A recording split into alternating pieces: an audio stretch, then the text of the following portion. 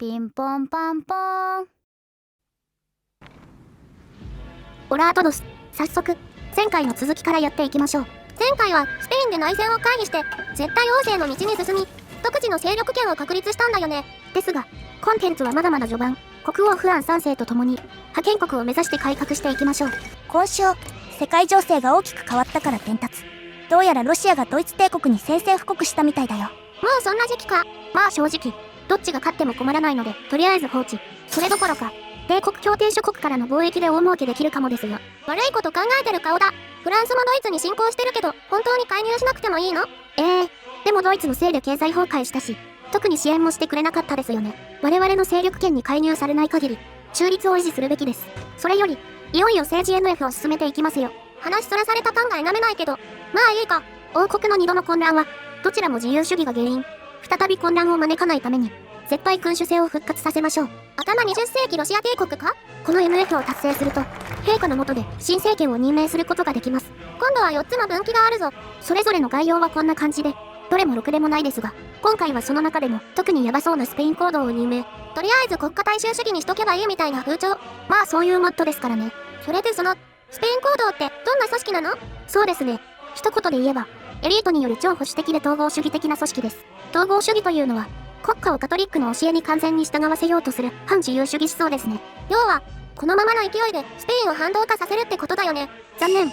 もっと早く反動化するので間違いです。そういう問題じゃない。ということでスペイン行動の下で新政権が樹立。なんか国名が変わってる。一応首相もしっかり変わってて、派閥のリーダーであるラミロ・デ・マイスクが就任しています。調べてみたら面白い人物だった。それでは彼らと共に早速スペインをカトリック王国にしていきましょう。政治ツリーの右端がスペイン行動の固有ツリーなんだね。他は分岐なので思ったより数は少ないですね。ではまず地方の分離主義を自治を餌に統合していきます。国内の少数民族に対する扱いは他の過激派よりマシなのかな。武力放棄されてスペイン国家が消滅したら笑えませんからね。それに父と言っても我々と仲のいい派閥が取り仕切ってくれるので安心です。あんまり実態は変わってなさそう。ちなみにスペイン行動の統治思想はイベントで確認できます。ウナムーのウナのこと？スペインの有名な学者の人ですよ。ここら辺は説明が難しいので左上に簡潔にまとめておきますね。需要がニッチすぎないか。今週新しい同盟国が誕生したのでお知らせに来ました。あれ、まだ誘える国家があったんですね。今回勧誘したのはポルトガル。さっきまでミッテルアフリカと戦争してたから招待できなかったみたい。そんなことあるんだ。あれ、ポルトガルを招待したら新しいディシジョンが出てきましたよ。何それ？どうやらポルトガルと再び連合を組むことができるみたいですね。また私の仕事が増えちゃう。よろしくお願いしますね。アスミが交渉している間にスペイン行動の道路線を強化していきます。この政党まだ路線すら定まってなかったの？まあ元は知識人による政治組織でしたから、政党になったことで党の方向性を決めることを迫られたということでしょう。てなわけでここでも4つの勢力から好きなのを選ぶことができます。さっきも見たぞこのパターン。今回選ぶのはこちら。一番下のペマルティンによる反ヨーロッパ主義です。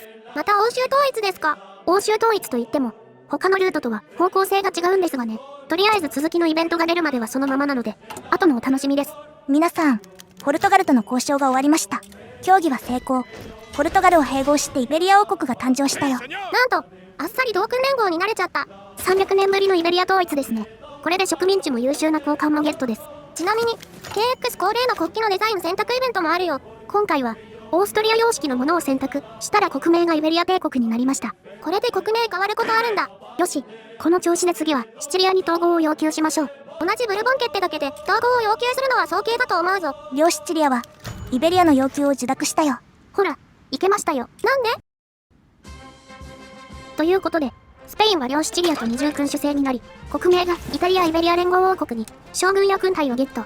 イタリア全土が中核州になりました。なんか一人だけ違うゲームしてないか？ちなみにシチリアは絶賛イタリア統一戦争で滅びかけてたので、結果的に私たちが救済したことになりますね。ただ現地住民を納得させるためにも社会主義イタリアの討伐は必須だよ。そうなんですよね。これで世界大戦に介入する言い訳ができちゃいました。オーストリアも世界大戦に介入したみたいだし、帝国協定側も不利ではなさそうだね。それじゃあ重い腰を上げて戦争介入ツリーを進めていきますか。最後まで進めるとフランスに宣戦布告できるんだよね。国家方針を進めている間にファクトリーも決めておきましょう。メインはいつもの大規模作戦だね。今回はですね、戦車を作らずに砲兵と空軍だけで戦っていこうと思います。あら珍しい。皆さんにも砲兵ガン積み歩兵師団の強さを布教したい。それにポルトガルのタングステンとスペインの兵器産業を存分に活かせますからね。絶対そこまで考えてなかったよね。なんかイベントが出てきた。あ、これはさっきの反ヨーロッパ主義者を選んだ場合に出てくるやつですね。すみません。なんか神聖ローマ帝国とか書いてるんですけど。ベマルティンは伝統主義への回帰の手段として HRE の復活を目指しています。でも HRE ってドイツだよね？そうですね。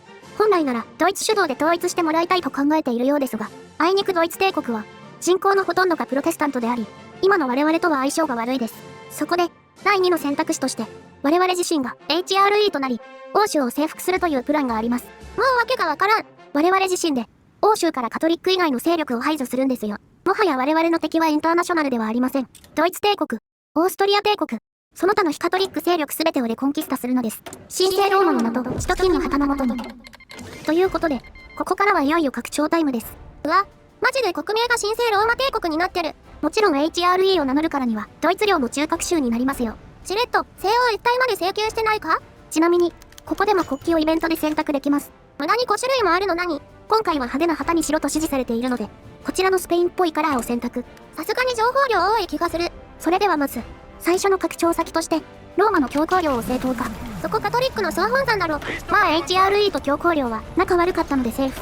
次に中立主義を放棄しインターナショナルとも開戦していきます。この国家方針の達成で即時参戦できるよ。インターナショナルはすでにドイツ相手に劣勢、歩兵師団だけでも十分ピレネーを突破できるはずです。ということで陸軍96師団をフランス国境に配置、残りをイタリア半島に配置します。よし、イタリアの統一はウノに任せて。それじゃあ早速教皇領からお願いしますね。はいよ、サンディカリストからローマを保護するぞ。突撃！私もパパッとフランスを攻略しますかね。第3インターに宣戦布告し、奇襲で南フランスに浸透していきます。イタリアは全然進めないけど、そっちは順調だね。なぜか山脈が軍隊侵入不可になってますけど、国境の敵軍が少ないので進めてますね。出来たてほやほやの空軍も配備して、空から圧力をかけていきます。フランス軍の収束が割れているのもあるけど、やっぱり砲兵が強いね。アップデ以降生産コストが下がったのもあり、たくさん詰められるのもいいです。まあ全部自走砲でいいんですけど、なぜか自走砲が戦車より強い惑星ホイ。この後も平押しを続け、リモージュにて、まず帝国協定軍と合流。これでフランス領が真っ二つになったね。ドイツから軍事通行権をもらい、分断された敵軍を殲滅していきます。イタリア半島でも協商国の上陸が刺さっていい感じになったよ。綺麗に分断されてて草。おおよそサンディカリストへの勝利が確定した今、国内でもアナキストの弾圧を開始。フランスの支援を完全に失った今なら簡単に対処できそうだね。なぜか工場ももらえてお得ですね。そしてついにフラコミが降伏。国際サンディカリズムの名手を打倒した。これでインターの主要国は海を挟んだイギリスのみとなりました。アルプスからもイタリアを攻撃できるようになったね。国内でもアナキストの撲滅に成功したので次の段階にシフトしていきます。1ヶ月ちょっとで終わっちゃった。次の改革は新たな労働組合を設立するというもの。それってさっき滅ぼした人たちの好きなものじゃないの？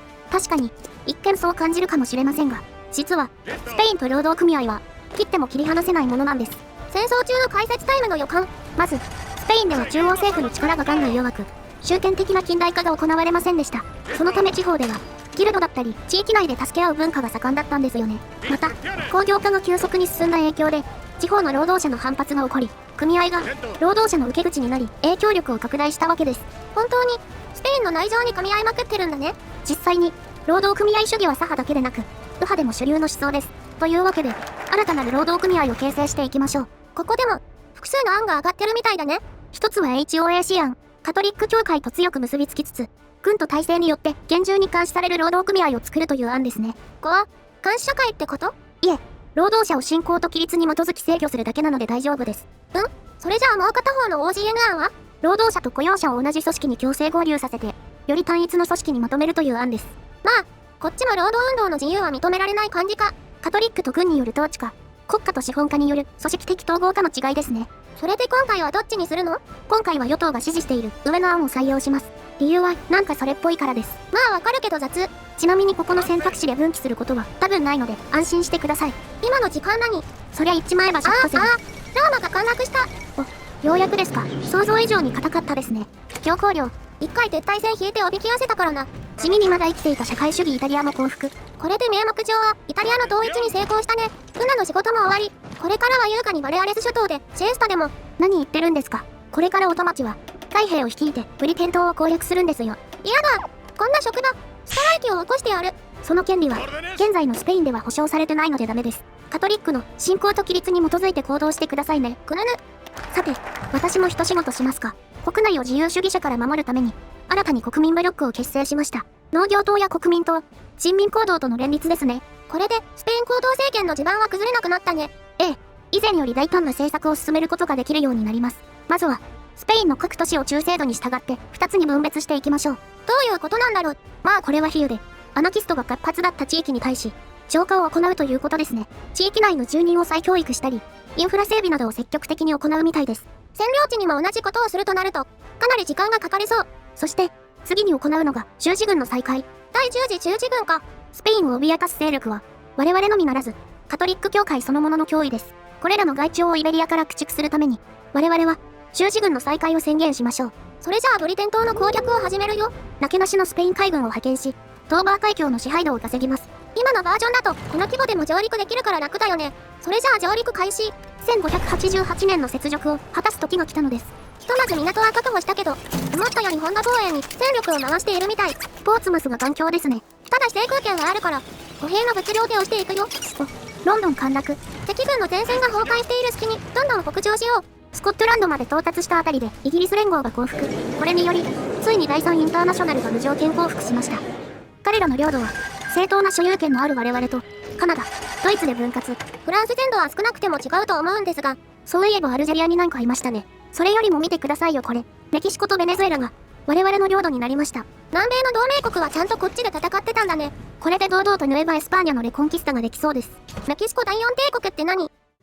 さて、我々の戦争はまだ終わっていません。これから、いよいよ HRE の中核領土の奪還を行います。対帝国協定ですか？ドイツ帝国は現在、爆速でロシアを占領中。手遅れになる前に、プロテスタントのファイザーをレコンキスタします。ちなみに今回も戦車なしで行きますよ。ロケット砲も入ってるね。それでは早速オランダに宣戦布告し、帝国協定と開戦します。大量の砲兵でルーデンドルフ戦を破壊しながらドイツ領に侵入するよ。私は並行して、再建した無敵艦隊でオランダに上陸していきます。再建って、それほとんどワーカーズネイビーだろ。まあ作るより奪った方が早いのでね。それよりほら、上陸が刺さってオランダが降伏しましたよ。わあすごいすごい。このままドイツ帝国を西から攻撃していきましょう。ドイツ軍が集まってきたけど、それでも突破できてる。適当に地動構成してるだけでこれですからね。本当に強いです。ドクトリンパワーもあるけど、純粋に補正が強いんだよね。今回は紹介を省いたんですけど、スペインは軍事 NF に強いです。このままの勢いで、スペイン軍はベルリンを占領。帝国協定が崩壊して、ついにドイツ帝国が降伏したよ。ゲーム時間で1ヶ月しかかかってない模様。毎回 KX だと、ここが雑になりがちだよね。講和会議では、取れる限りの領土を割譲し、欧州の半分が神聖ローマの領土になりました。でも陣営がバラバラになっただけで、ドイツの属国はまだ生きているみたいだね。東欧は別にレコンキスタの対象じゃないんですが、てかロシアやばくて草。これが大ウクライナですか？せっかくなので、東欧に行くついでにオーストリアをレコンキスタ。遠征の帰りに小国を占領するノリで大国を攻めないでください。バルカン諸国やスイスもついてきてお得ですね。ここまで拡張できると、対抗できる国家は存在しないね。工業力1000の前ではドナウ連邦も小国ですよ。ということで、こちらも全土併合。